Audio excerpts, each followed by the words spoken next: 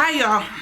So I decided to do a few long videos of what's going on in my life. So I want to start with my cancer journey. I never in a million years would have thought I'd be having a cancer journey, but presently I am on my cancer journey. I have multiple myeloma, which is a rare blood cancer.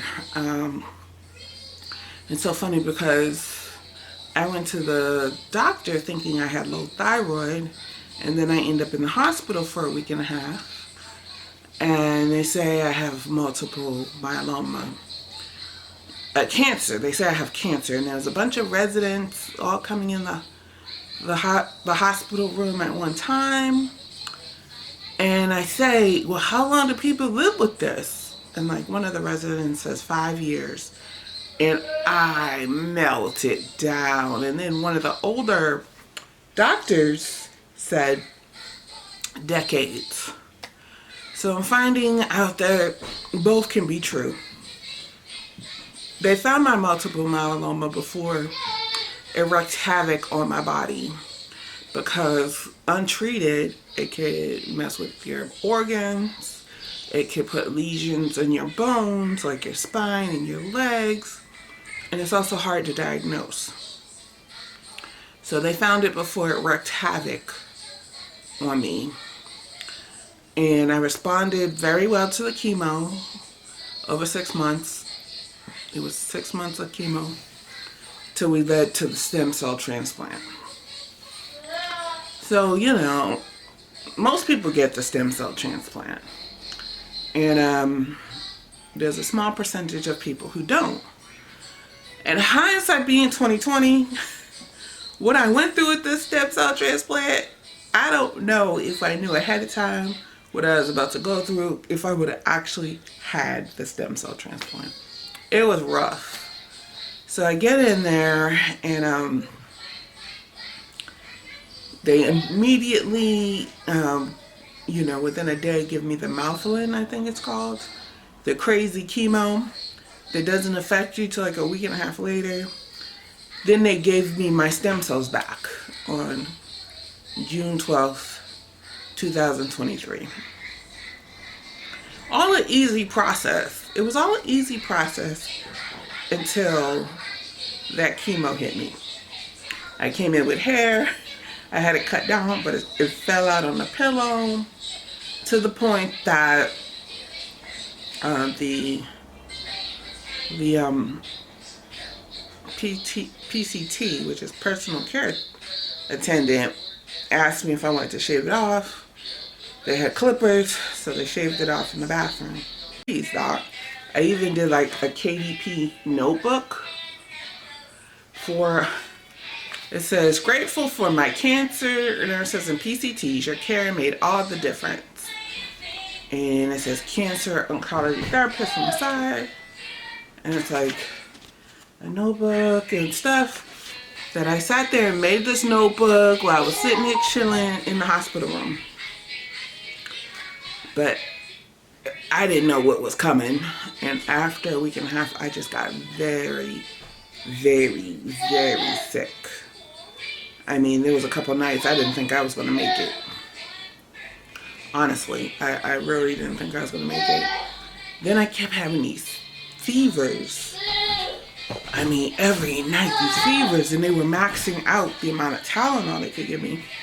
So then they had this torturous thing called the cooling blanket, which was this blanket hooked up to this machine that they put under your sheet, and it just blew cold air on you, which I thought was the biggest ass torture of my life. Like I did it like 3 or 4 times. I was like, no more cooling blanket. Like, no, I can't take it. I thought it was like torture. So then, the best thing was this West Indian lady, and she was a PCT, and she gave me like an ice pillow. So what she did was she took like a Ziploc bag, put ice in it, put it in another Ziploc bag, and put it in a pillowcase. So then I could put it everywhere I was hot, which was beautiful. Like that worked. but they were trying to decide if I had an infectious disease, or they did a CT scan. I had nodules on my lungs. So that was the thing. Like, they were trying to figure out how to help me leave this hospital. And it was coming on 4 weeks. Like, I was hoping that I'd be like, it'd be a breeze and I'd be out of here in 3 weeks. At the same time, Ava's home with my mom. And for y'all don't know, I have a nonverbal autistic daughter. And she's 9, and she is a lot. And my mother is a senior citizen, but she handled it. We made it to the end. So she, I got home. I finally got out of there. And they decided to give me steroids. So I guess the whole thing with the steroids was, if it's an infection, like an infectious disease, the steroids could make it worse. So ultimately they gave me the steroids. I've been home. This is going on week number 3. And I made it home. The first week, I was so fatigued and so out of it. Like, it was a mess. So I went back for my first appointment. And my labs were going up. So that's good. Like, my platelets, my white count, my neutrophils, all those were going up, which is what they expected to do. And then I went the next week, and she's like, oh, your numbers are so good, you don't have to come back for 2 weeks. So that's a blessing. Thank God I got savings, because my short-term disability didn't pay out for like 2 months. I had to call and complain, because what happened was they'd look at the claim, find one thing wrong with it, kick it back. Then it's another week and a half too. Look at the claim, do the same thing. So they did this 3 times. Now, mind you, a couple of those weeks in the hospital, I was not up to calling this insurance company. And I ended up complaining. That's why you should always not take the bull. So they ended up apologizing. I got a manager, and they ended up apologizing to me and cut me a check. Thank God I did need the money, in the sense that I had savings and I knew the money was coming. But if I needed to pay rent or something, I would have been screwed. Okay? So I made it home with a bag of pills, different random pills that I have to take. With my bald head that looks like the hair. Okay, so I don't know if it's because of like a sun that or too much sun on my face, that my scalp does not match my face or whatever. But there's hair growing all around here, but there's no hair growing right there. And before my hair fell out, I was having alopecia, so I'm hoping it grows back. I got some rosemary oil I'm about to start putting on it every day to like try to get it to grow back. But all in all, I guess my thing was, am I afraid to die? And I have to say I have a healthy fear of dying, but I feel even more upset because my daughter has such high needs. I feel if she was neurotypical, I feel like, yes, it'd still be hard, but at least she could slide into any family with not that much issues, right? And now she's very high needs, autistic. She's level 2, so she is not high functioning. And I mean, I have the guardians in line for when I die, but nobody's ever going to take care of it as well as I can. And I didn't want her to be a burden to anybody. But I guess that's every special needs parent's cross to bear, honestly. I guess that is. So stem cell transplant, I haven't reached my 100 days.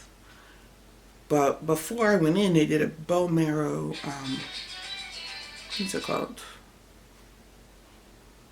When they check your bone marrow, I forget what it's called.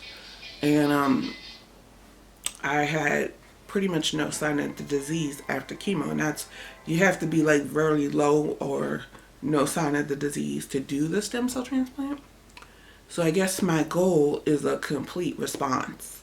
If I have a complete response, I'm considered, I guess they don't like to say it because multiple myeloma, there's no cure. It's treatable. It's not terminal, but it's treatable.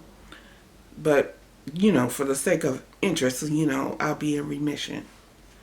And then I'll be on maintenance medicine, which kind of sucks because I have to go in there every month and take this medicine, chemo medicine, to stay in remission. So people stay in remission different amount of times. There's definitely people that stayed in remission like 20 years. And there's definitely people who stayed in remission 5 years. And there's definitely people that never hit remission after the stem cell transplant. So I won't know till I get there and see what happens. And hopefully I'll be one of these people that stayed in remission until they find a cure. Hopefully they're getting close to a cure. But I think people say that about every disease. But I'm like hoping, because they have like a million lines of treatment. Not a million, but a lot of lines of treatment. If one doesn't work, or you relapse, or whatever the case may be. So we're going to stay prayed up. I'm going to try to get out of the why me's. My therapist says I need to get out of the why me's and get more into acceptance. And that can be difficult. I'm still working on it. And I'm sure everybody who's going down this road of cancer, the big C. Oh, also, I haven't had a mammogram in a couple years. So I made that appointment. Knock on wood, that's clear too. Knock on wood, knock on wood, knock on wood. But it all remains to be seen. I'm trying my best to be positive and stay in the day, one day at a time, and work through all this, because it's a lot.